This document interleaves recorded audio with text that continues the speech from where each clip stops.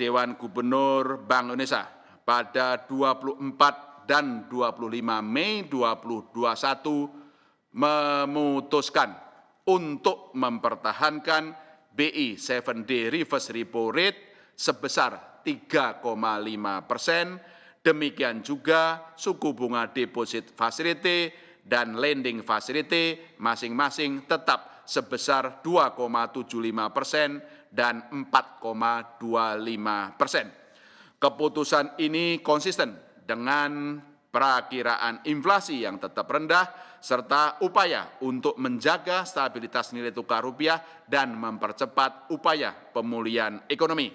Bank Indonesia juga terus mengoptimalkan bauran kebijakan moneter dan makroprudensial yang akomodatif serta mempercepat digitalisasi sistem pembayaran Indonesia untuk memperkuat upaya pemulihan ekonomi nasional lebih lanjut melalui berbagai langkah kebijakan lanjutan sebagai berikut.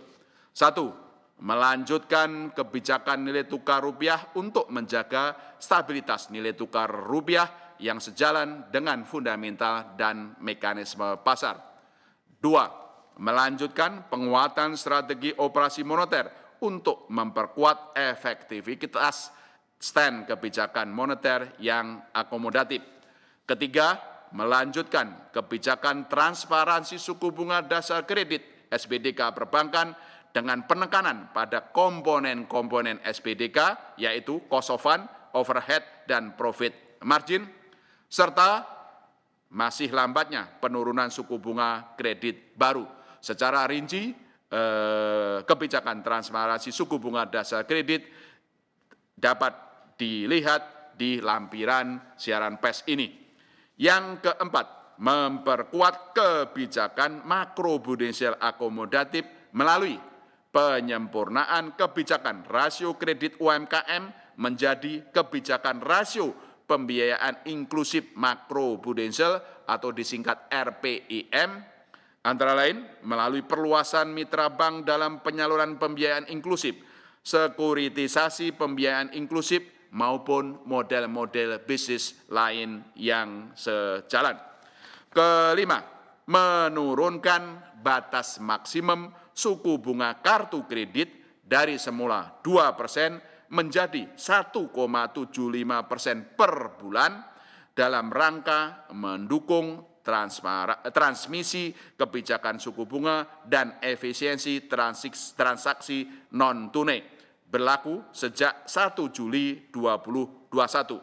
Keenam, memperluas pendalaman pasar uang melalui percepatan pendirian sentral counterparty dan standarisasi transaksi repo yang dapat dikliringkan melalui sentral counterparty CCP. Yang ketujuh, memfasilitasi penyelenggaraan promosi perdagangan dan investasi serta melanjutkan sosialisasi penggunaan local currency settlement LCS bekerjasama dengan instansi terkait. Pada Mei dan Juni 2021 akan diselenggarakan promosi investasi dan perdagangan di sejumlah negara, yaitu Singapura, Tiongkok, Jepang, Amerika Serikat, Inggris, Meksiko, Swedia, Norwegia, dan Perancis. Selanjutnya, Bank Indonesia juga akan terus memperkuat sinergi kebijakan dengan pemerintah dan Komite Stabilitas Sistem Keuangan KSSK, termasuk melalui implementasi paket kebijakan terpadu KSSK guna mempercepat pemulihan ekonomi nasional. Koordinasi dengan pemerintah dan otoritas terkait juga terus diperkuat untuk mendorong penurunan suku bunga kredit perbankan dan meningkatkan kredit pembiayaan kepada dunia usaha pada sektor-sektor prioritas termasuk kepada sektor UMKM. Demikian pokok-pokok keputusan mengenai rapat Dewan Gubernur Bank Indonesia pada tanggal 24 dan 25 Mei 2021 yang bertajuk BI 7-day reverse repo rate tetap 3,50%, 3,5%, sinergi menjaga stabilitas, mempercepat pemulihan.